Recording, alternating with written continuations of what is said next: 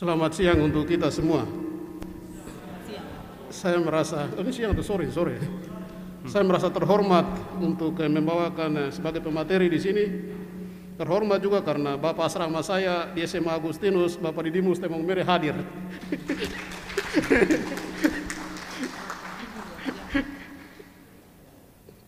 Baik, ketika dihubungi oleh panitia sebagai pemateri tentang sejarah masuknya OSA di Papua, serta-merta yang terlintas di otakku tentang pepatah klasik Latin ini, bahwa historia magistra vitae est. Jadi sejarah adalah guru kehidupan. Jadi sejarah adalah guru kehidupan. Apa yang kita mau pelajari dengan sejarah? Kita menjadi cerdas, menjadi arif, dan tidak mengulangi kesalahan-kesalahan yang dibuat oleh leluhur-leluhur kita. Itu yang pertama. Yang justru yang lebih penting adalah sejarah itu membentuk identitas kita. Kita yang beriman Katolik yang sekarang hadir di sini tidak bisa dipisahkan dari tetek nenek moyang kita yang pada awalnya menerima pastor-pastor misionaris itu.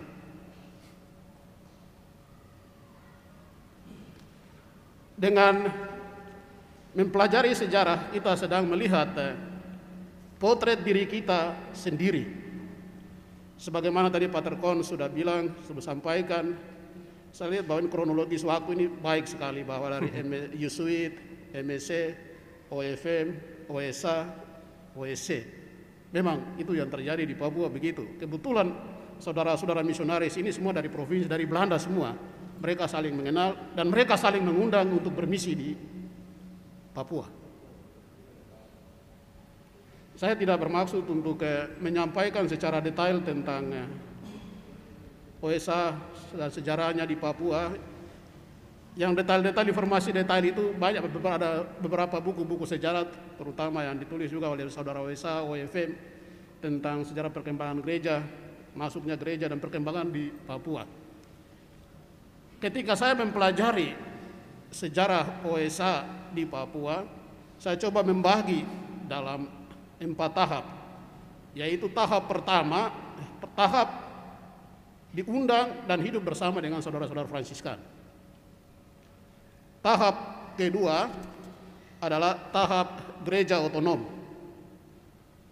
Tahap ketiga adalah perubahan situasi politik, dan tahap yang keempat adalah pemperbumian gereja.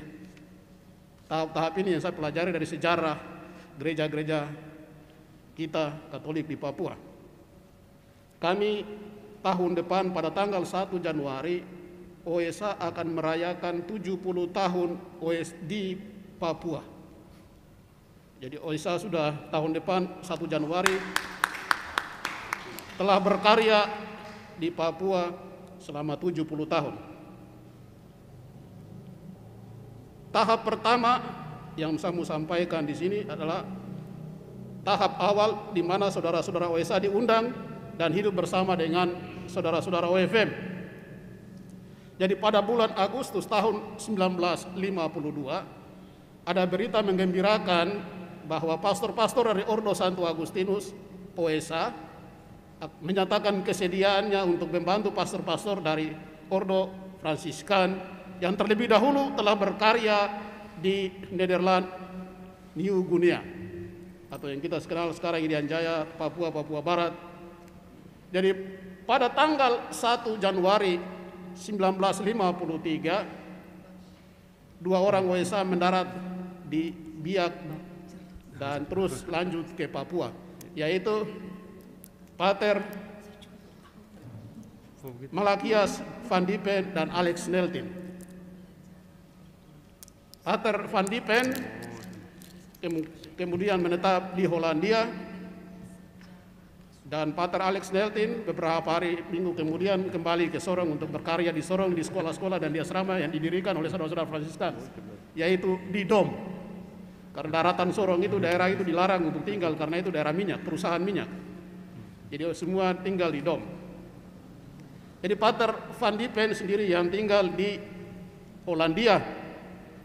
Seperti tadi sampaikan bahwa prefek apostolik pada saat itu adalah Monsinyur Oscar Kremers OFM.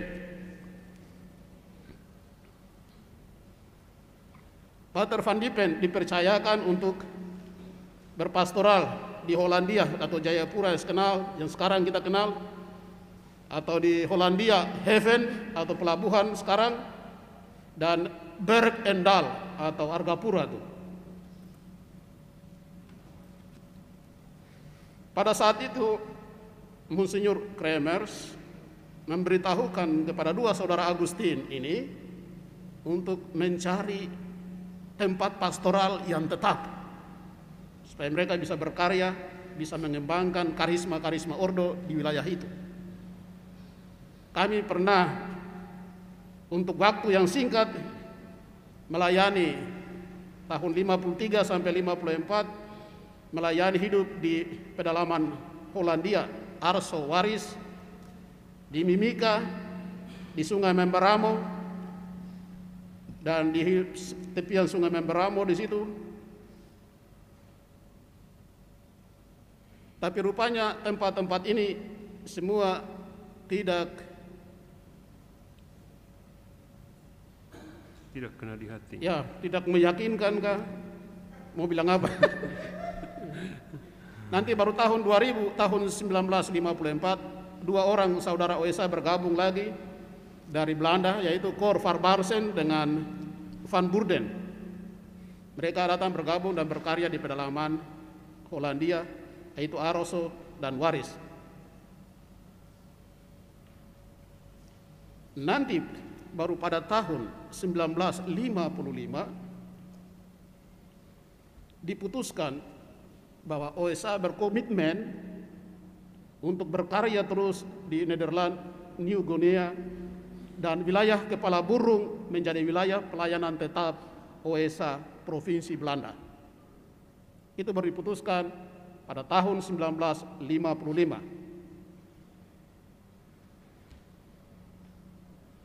Jadi mulai tahun 1955,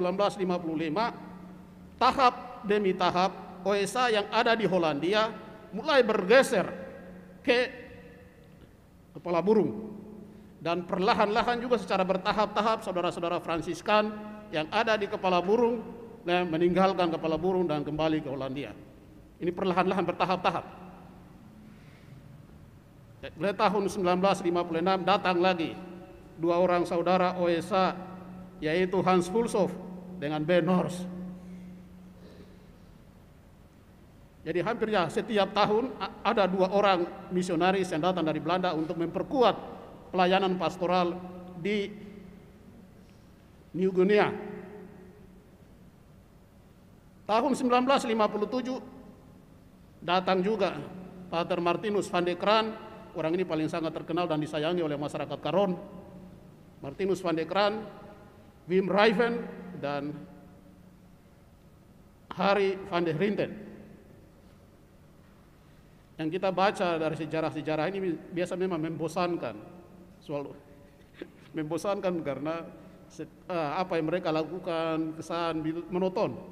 Jadi ya membutuhkan daya ingat yang baik untuk membaca dan melihat karya-karya mereka. Tahun 1959, Van Diepen ditunjuk sebagai delegatus episkopalis untuk vikaris apostolik Monsinyur Staverman. Ini tahap awal datangnya saudara-saudara OSA, tahap di mana OSA tetap masih bersama-sama, hidup bersama-sama dengan saudara-saudara Fransiskan. Tahap kedua yang saya sebut di sini adalah tahap gereja otonom. Pada tanggal 19 Desember 1959 didirikan Prefektur Apostolik Manokwari, dan bulan Januari 1960 Van Diepen diangkat menjadi Prefek Apostolik dan dilantik pada tanggal 21 Mei 1960. Saat itu Vikariat Apostolik Manokwari memiliki luas 63.700 km persegi, jumlah umat Katolik 4.000 dengan rincian Papua sebanyak 2.045 jiwa, dan sisanya saudara-saudara dari tempat lain, terutama Cina, Tionghoa atau Melayu, dan pendatang dari tempat-tempat lain. Dengan disahkannya Manokwari sebagai status perfect, maka wilayah pelayanan OSA menjadi mandiri dan dapat menentukan kebijakan sendiri.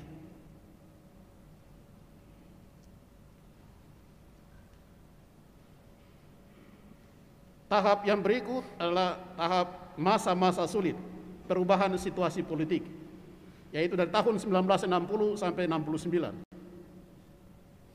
Pada tahun 1959,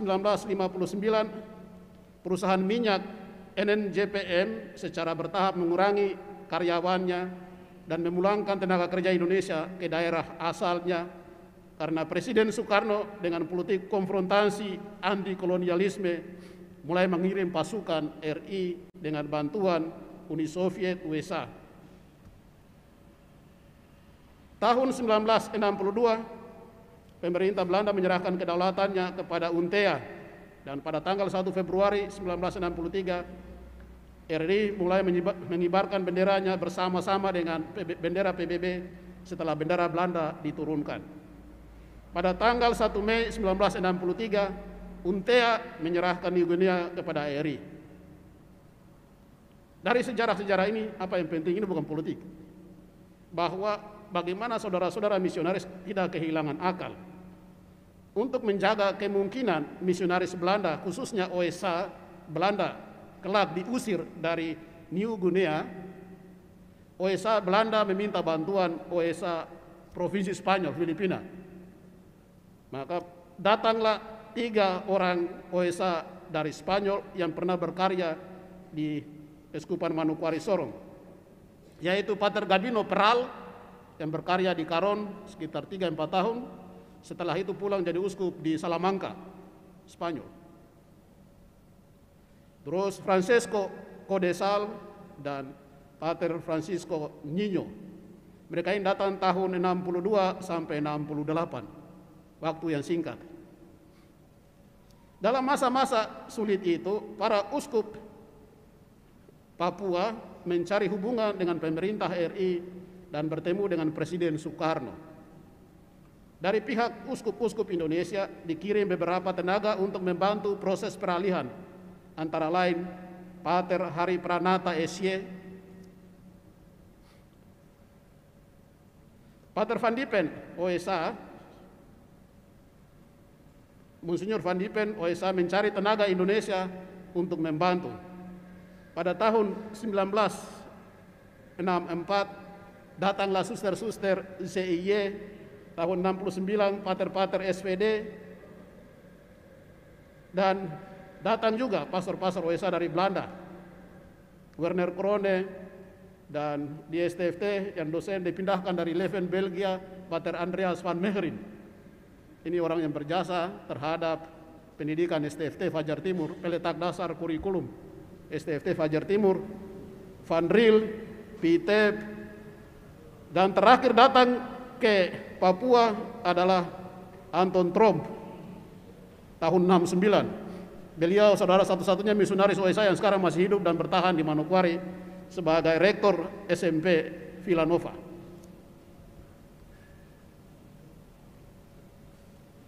Pada tanggal 3 Desember 1966, hierarki gereja dibentuk di Irian Barat, yakni Keuskupan Agung Merauke, Keuskupan Jayapura, dan Keuskupan Manokwari.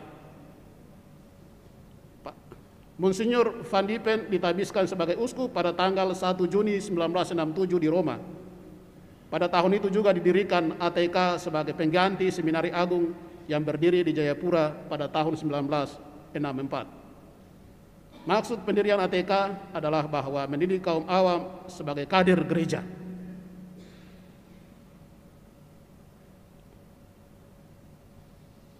Dengan demikian, mungkin kemudian hari terpilih dari antara mereka tenaga pelayan pastoral yang sesuai dengan gagasan Konsili Vatikan II. Pada tanggal 1 Januari 1975, Keuskupan Manokwari dipindahkan dari Manokwari ke Sorong sehingga menjadi Keuskupan Manokwari Sorong. Karena Sorong dilihat sebagai tempat yang baik, yang ramai, terbuka, dan berkembang. Makanya dipindahkan pusat Keuskupan dari Manokwari ke Sorong pada tanggal 1 Januari tahun 1975. Dan sekarang kita kenal dengan Keuskupan Manokwari Sorong. Tahap yang keempat adalah tahap pempribumian. Ini saya sebut dari tahun 88 sampai sekarang. Mungkin juga karena tidak ada tenaga lokal dan tenaga OSA untuk menjadi uskup, maka Uskup Hadi Sumarta almarhum satu bulan lalu kan, ditunjuk sebagai ketua KWI, datang sebagai uskup Keuskupan Manokwari Sorong. Memang saudara-saudara OSA mungkin seperti Pater Trom, Pater Yongker, mereka siap, tetapi mungkin Bapak Uskup Van Diepen memikirkan bahwa sudah saatnya gereja haruslah gereja pribumi, bukan lagi gereja para misionaris. Bagaimana dengan nasib OSA? Kalau kita bicara OSA berarti bicara juga gereja, bicara OFM juga bicara gereja juga. Karena mereka adalah peletak dasar gereja Katolik di daerah misi. MSC sama, OSC sama. Di dalam OSA sendiri tidak ada pikiran bahwa mereka akan regenerasi OSA di tanah misi, di tanah Papua. Yang dulu ada di benak saudara-saudara OSA, setelah berkarya selesai, mereka pulang. Itu saja yang ada di otak mereka. Setelah 33 tahun berkarya di Papua, nanti baru pada tahun 1986 dibuka rumah formasi novisiat di Sorong. Jadi setelah 33 tahun. Setelah itu baru dipikirkan tentang regenerasi OSA di Papua. Ini situasi yang memang waktu yang cukup lama baru terpikirkan itu. Jadi mengapa OSA begitu lamban dan berkembang di Papua? Karena persis 33 tahun setelah OSA ada di Papua tidak pernah dipikirkan untuk itu. Para novis-novis pertama yang masih hidup sekarang yaitu Paulus Trorba, masih sampai sekarang ada di Biara.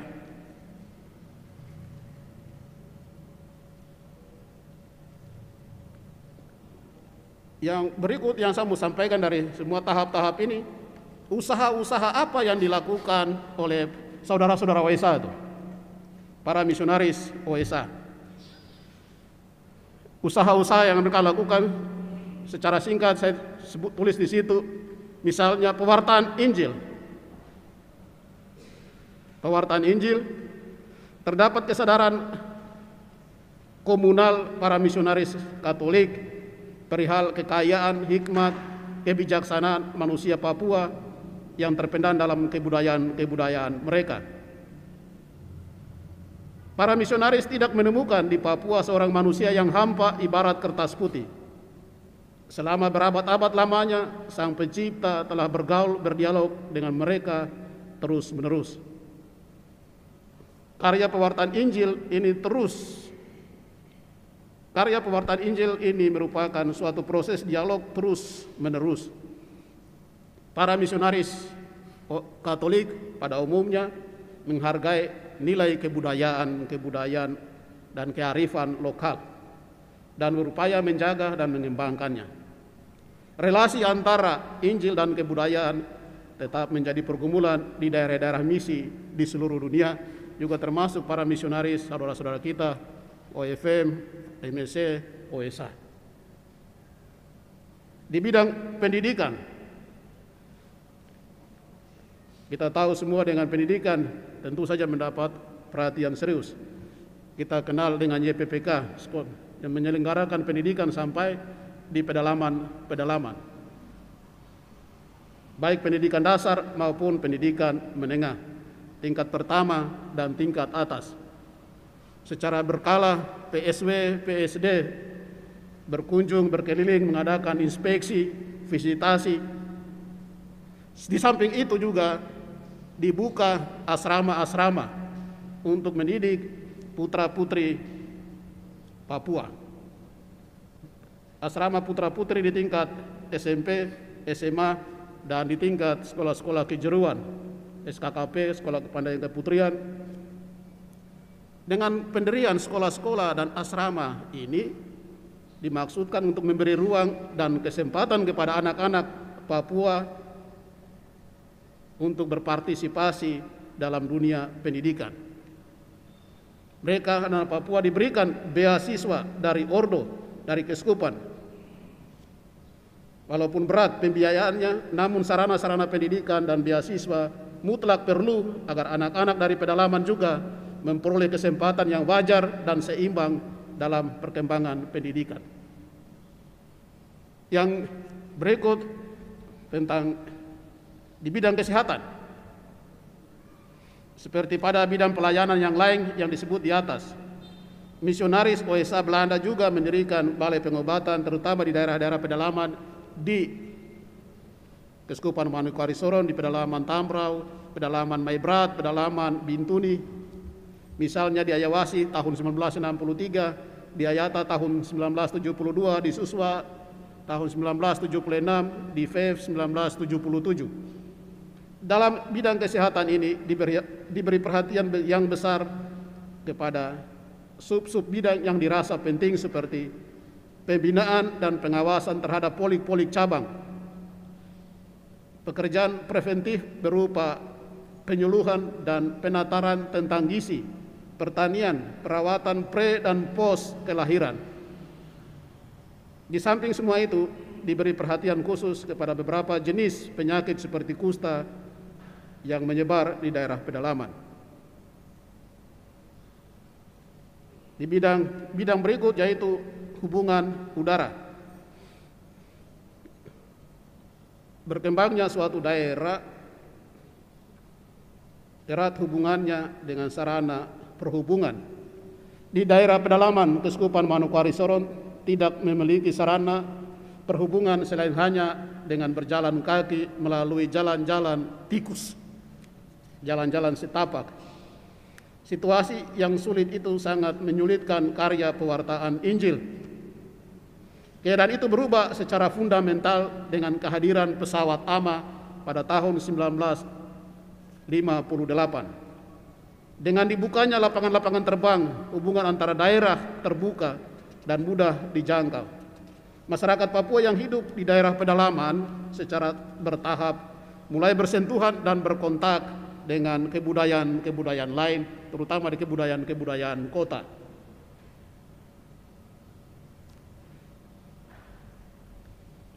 Yang terakhir yang saya sampaikan tentang yaitu tantangan apa yang dialami oleh saudara-saudara misionaris ini, OFM, OSA, yang saya tahu dari banyak literatur, pasti tantangan utama yang datang yang dihadapi oleh para misionaris tentu tantangan dari pihak sending. Misi Protestan yang terlebih dahulu memasuki daerah-daerah pedalaman Papua. Kalau baca buku catatan dari Pater William Rombos, dia mengalami hal itu di Ayamaru, di Aitinyo, di Yukase, karena saudara-saudara Protestan terlebih dahulu telah hadir di situ. Bagaimana dia diusir dan terpaksa harus meninggalkan Ayamaru. Jadi tantangan pertama itu datang dari saudara-saudara Protestan, dari misi sending itu sendiri. Jadi misi itu, tantangan itu tidak datang hanya dari sending, tetapi juga dari pemerintah yang beragama Protestan. Dan kalau baca buku sejarah, memang tantangan terbesar datang juga dari para pegawai-pegawai itu.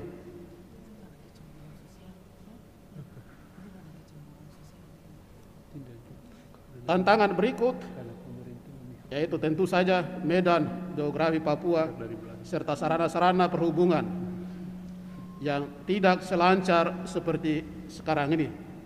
Satu-satunya sarana penghubung di pedalaman adalah jalan kaki, melalui jalan-jalan setapak, sehingga memakan waktu yang lama. Tentu saja tantangan yang paling terberat datang juga dari kebudayaan di daerah misi. Bagaimana berkomunikasi dengan mereka, bagaimana saling mengerti, bagaimana mereka berjalan kaki dari satu tempat ke tempat lain berminggu-minggu, bagaimana mereka menahan kelelahan, kelaparan, kesakitan, keterbatasan sana sini. Sungguh ini tantangan yang saya harus akui bahwa saudara-saudara misionaris kita Katolik atau mereka hebat dalam ketahanan fisiknya, ketahanan mentalnya.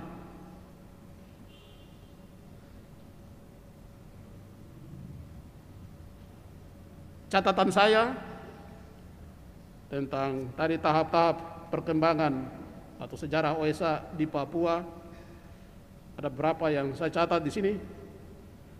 Yang pertama adalah masa pertama kehadiran OSA tahun 1953 sampai dengan tahun 60. Tahun ini, masa atau periode ini dapat dikatakan sebagai masa kerjasama dengan saudara-saudara OFM. Metode karya misi bercirikan Prakonsili Vatikan II. Gereja pertama-tama melayani orang Katolik Belanda yang datang dan telah berada di Netherlands, New Guinea. Baru pada tahun 1954 diangkat seorang pastor khusus yang melayani orang Melayu di kota-kota Polandia. Pedalaman Tambrau Aifat baru dibuka pada tahun 1949 oleh Pater William Rombots OFM. Hingga pada tahun 1958 karya pastoral dibintuni oleh OFM. Daerah Fakfak belum termasuk wilayah pelayanan kepala burung. Fakfak baru diserahkan pada tahun 1962 dan Kaimana sebagai wilayah pelayanan terakhir baru diserahkan pada tahun 1978. Masa pertama Prefektur Apostolik, wilayah kegerejaan OSA Mandiri. Ini merupakan masa peralihan dari pemerintah Kerajaan Belanda ke pemerintah RI. Dari ciri khas berpastoral saudara-saudara OFM kepada model ciri khas dan cita-cita berpastoral seturut model OSA. Dari teologi dan misiologi gereja prakonsili ke teologi dan misiologi yang diidamkan oleh Konsili Vatikan II. Itu masa-masa itu. Catatan berikut dari saya dengan membaca sejarah gereja di tanah Papua, saya sampai pada kesimpulan bahwa kerjasama antara ordo religius di daerah misi sungguh bagus dan sangat membanggakan. Para pemimpin ordo, MSC, OFM, OEC, OSA menyadari bahwa wilayah New Guinea luas dan terisolir. Oleh sebab itu dibutuhkan kerendahan hati untuk bekerja sama, saling mendukung satu sama lain. Para pemimpin gereja kita kompak, inisiatif, dan berpikir progresif dalam bertindak. Kesulitan, tantangan-tantangan dialami tidak menyurutkan semangat bermisi. Sejenak melihat perkembangan dan pertumbuhan gereja perdana, gereja mengalami pembatasan, penyiksaan, namun gereja tetap hidup dan berkembang hingga sekarang ini. Dari kesulitan-kesulitan yang dialami oleh saudara-saudara kita, para misionaris itu, saya mau sampaikan bahwa gereja itu Allah punya, Allah yang menyelenggarakan. Jadi sesulit-sulit apapun pasti ada jalan keluarnya. Itu yang kita belajar dari sejarah gereja perdana sampai dengan misi di Papua. Walaupun dengan situasi terbatas, toh mereka selalu ada jalan keluar. Jadi Allah tetap menyelenggarakan karya pelayanan mereka karena gereja itu Allah yang punya.